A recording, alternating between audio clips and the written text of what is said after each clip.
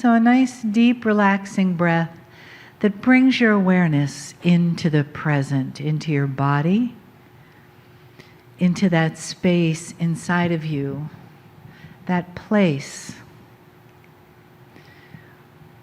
that beautiful, receptive, open place, that place that is your awareness, that place that has an allowing for you, that space that doesn't need to be anywhere else but right here.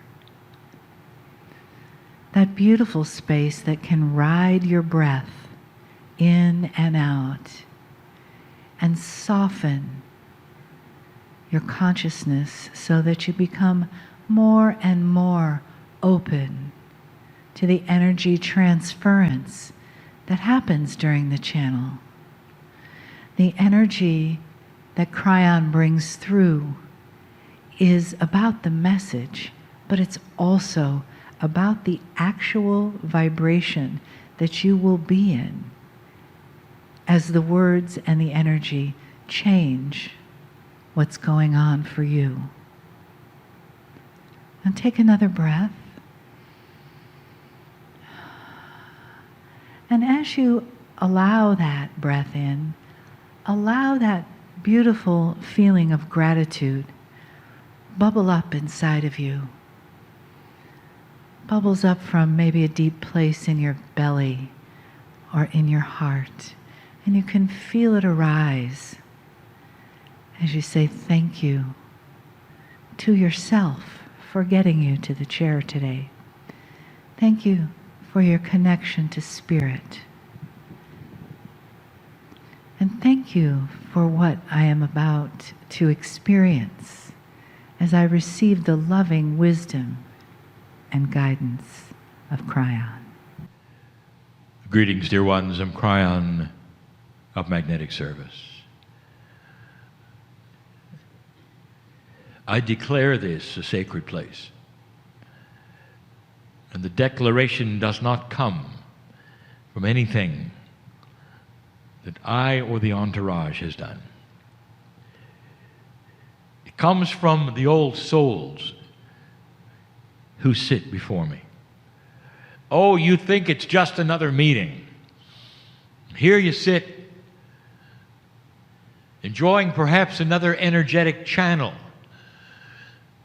But that's the 3D of it. You have any idea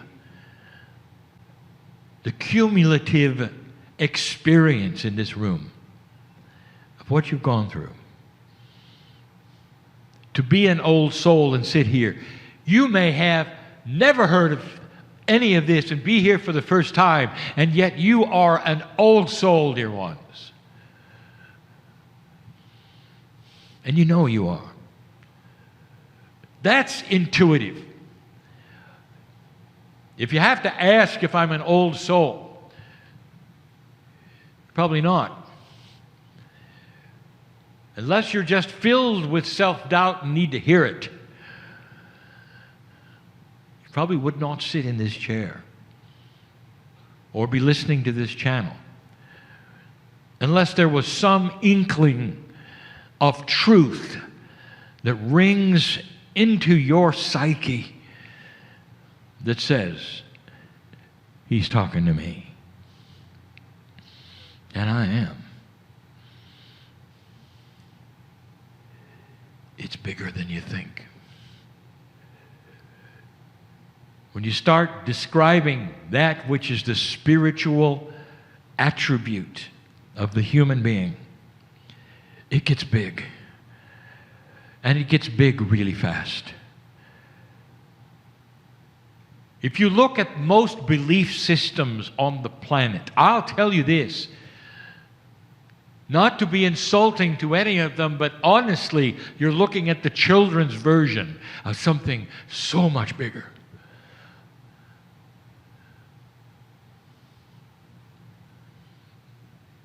When you live your life, you decide for yourself. Every single moment you decide, you get up from the chair, you can sit down, You go someplace, you come back. You make decisions about where you're going to live and where you're going to work and if you're going to have children and what you're going to name them. All of these things you do on your own. What if instead there had to be a doctrine around every single decision you made? Am I going to stand up? Well, let me consult Scripture. Am I going to sit down? Wait a minute. Let's find out what they say about that. And you don't, because you have free will. Doesn't it make sense that the spiritual body that you have, that part that's the higher self, doesn't it make sense that it would be as free as you are, as the human? Think about this. Use spiritual logic. That is so plain. The adult version is this: you have choice. And you don't need the rules around it to love God. You don't. It's intuitive. And you seek. You seek. That's what you seek. It's beyond some veil, perhaps. Not clear. It's like a fog. And this morning, I said that fog helps to be cleared by being quiet. That's what meditation does. It puts you in a state of preparedness. The fog starts to clear, and you start to realize there's a connection happening. If you quiet yourself, you can hear, feel, sense that there's a connection about to happen. Not to reiterate two channels that happened before this one, just to say the connection is what the preparation is for. You don't just sit there and prepare and be happy unless you don't understand there's a connection. There is. Now, I want to talk about beyond the connection. The channel I gave before and called Included was in Egypt. I want to talk about after inclusion, what it means. The first step is this. You start the meditation, you get very quiet, and you start preparing, and you realize there's an inclusion. There is something approaching. Perhaps it's this wall of belief. You're going to have to get through it. We mentioned before, it's almost like you dialed the number and God picked it up. But all you're hearing is heavy breathing, indicating there's someone there. But there's no communication. No, not yet. Well, you are there. You're almost there. The connection has been received. And now you go through the wall. A figurative wall, metaphoric wall of belief, where you start to then cognize what you're doing. And then the connection is made, then the communication begins. There are so many who don't understand that. But I want to talk about it. Not for a long time. But boy, I want to talk about it so you'll understand it.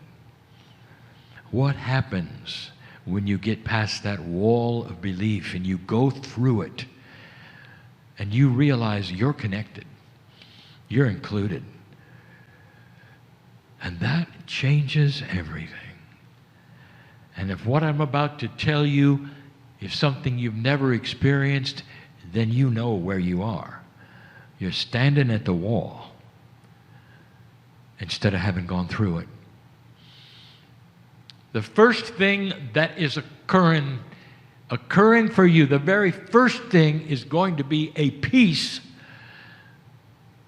Peace. P-E-A-S. C-E-R.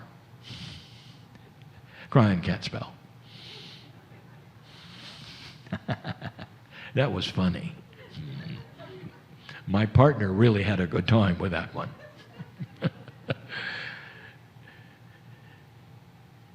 Satisfaction with everything, a peace that comes over you that is so complete, it is not explainable. Not explainable. Peace that passes understanding. It can't be. You're too peaceful.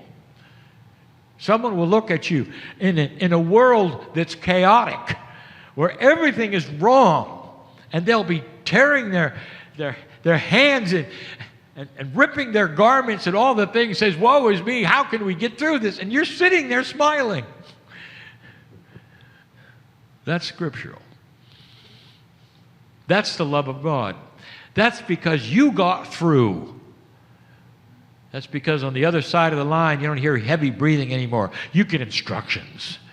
And the instructions are not words that you understand. They're feelings of peacefulness that come through. And you sit like my partner did in the chair for the first time, overcome so much that you're weeping because you realize you are included. You got through. The first thing you feel is peace. Peace. I'll tell you something you may not agree with. The human brain is designed to worry. It is. It's called self-preservation, survival. It hasn't got all that much better than you were running from the Bengal tiger. You're in a society that's competitive. You're looking at what's around the corner. You're looking at what to do next so you can survive. And you know I'm right. You worry about your kids, you worry about everything. Because you don't know what's coming and you're fearful. And even those who say, well, I meditate and I'm a light worker and all, you're still designed to worry because you're human and a low energy. Dear ones, that is conquerable. Conquerable. Because when you go through that wall of belief, you're included. You're included in the family of God, and that countenance creates peace.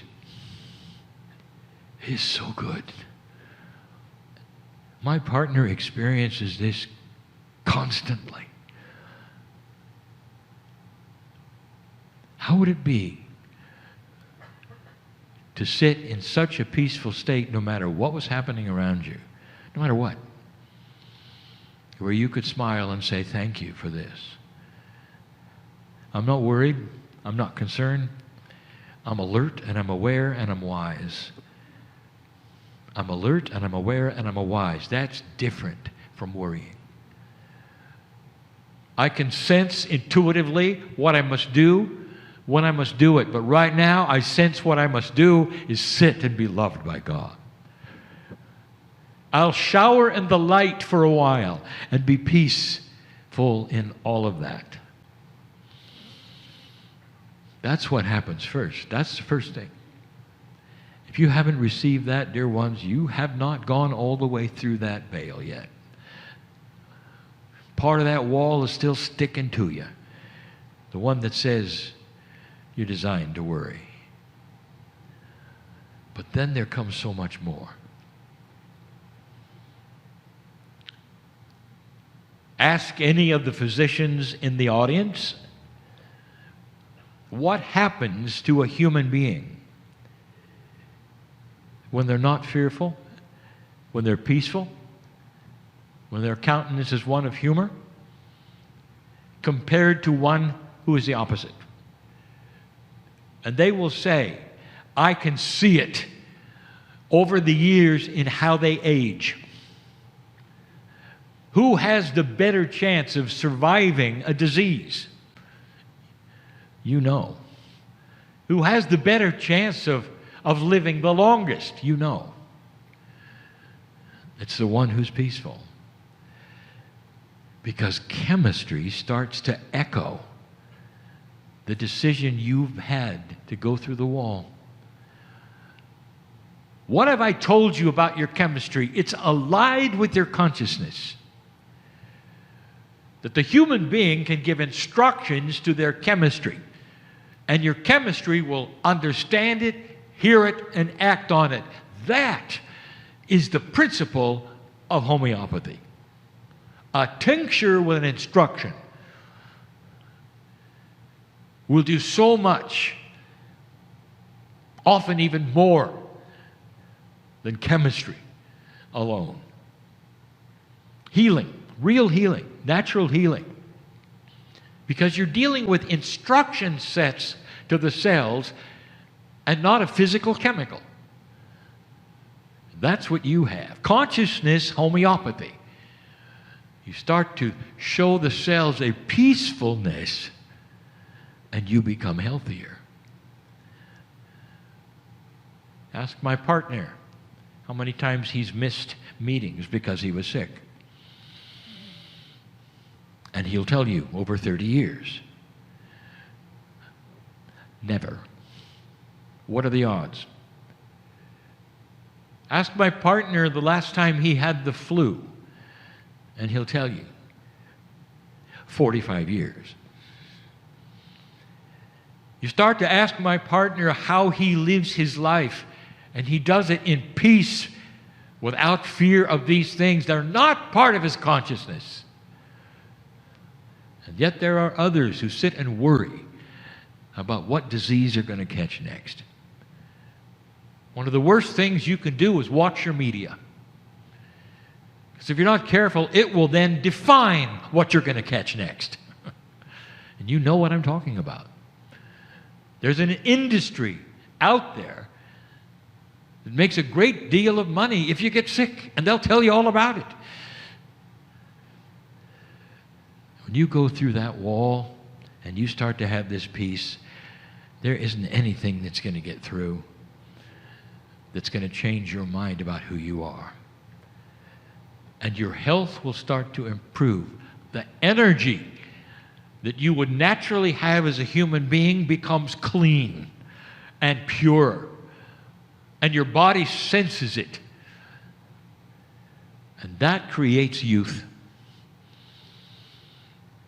I wouldn't sit here and give you this unless you could see it around you, in front of you. This is not pretend spirituality. This is practical spirituality. And then there's the next one. The next one just enhances the other two. I'm going to call it knowingness. Knowingness. What other word do you have for an intuition that tells you about things around you that are true or not true? A knowingness. It starts to encompass you where you know that you're included. A knowingness goes beyond that which is 3D.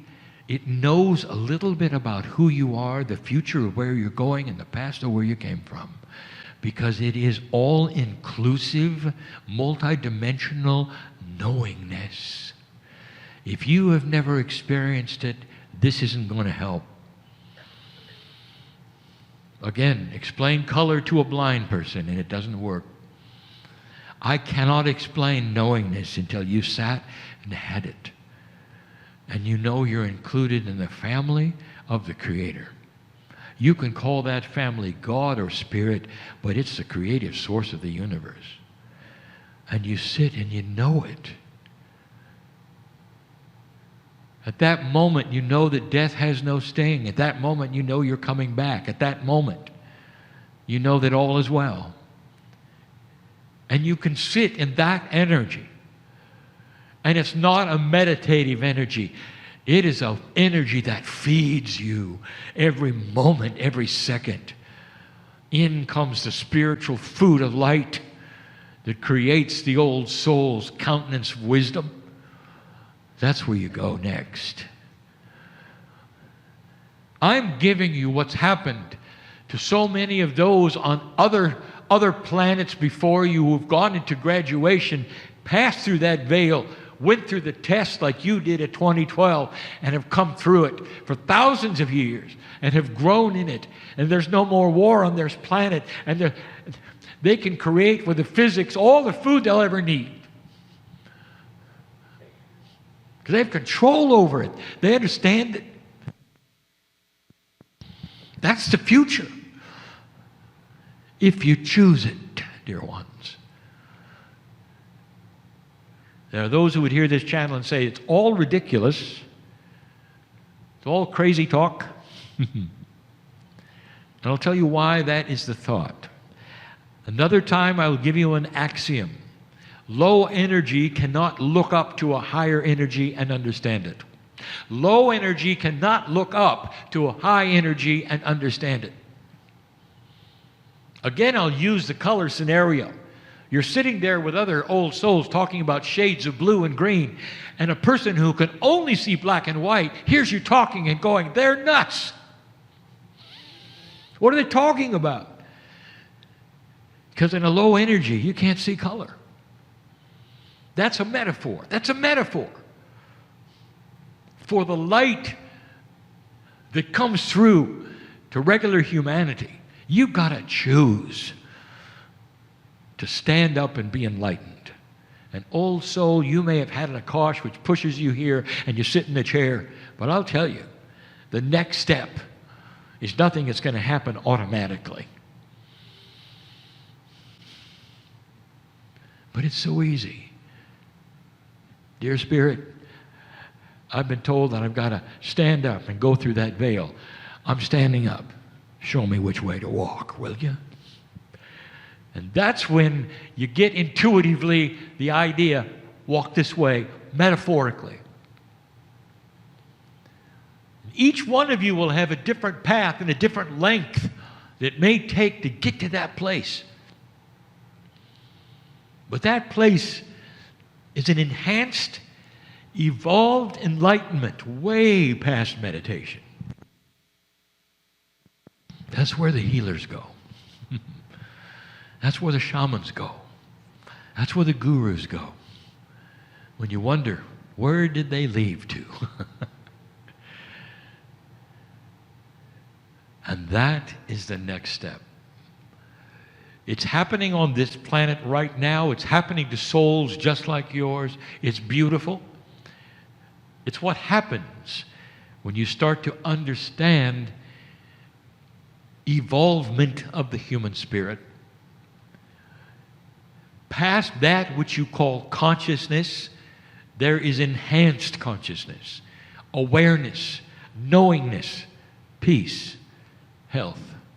And the final one, the wisdom of compassion. And I didn't say compassion, and I didn't say wisdom. I said the wisdom of compassion. The way compassion is used and worked as a tool. Compassion for yourself, compassion for the situation, compassion for those who are unlovable. Wise compassion. The compassion of the masters who walked this planet, showed you how it works, and showed you how the love of God can change a life of one or many. This is not about religion, dear ones. It's about the practicalness of the creative source that lives in you. That's what your soul contains. The soul is believed to be in every human. Almost the entire planet understands that. In nautical terms, how does a ship's register describe humans? They describe it as souls on board. It's ancient. The understanding that you're more than just flesh and blood. And that is being enhanced right now. I've just given you some steps, some results. I didn't even tell you about the tools that are coming. Because this is the first thing you've got to do. You've got to get beyond the belief. Cognize who you are to be included. Included in the family of God. This is what we teach, and there will be more. And we will become more esoteric and, yes, more strange. Especially to those who wish to stay in black and white. They'll look at those who will listen to cry and they'll say, well, you're off the wall, you've gone too far. And you'll look at them and say, not far enough. And only you will have the knowingness of what that means. I'll be back. And so it is.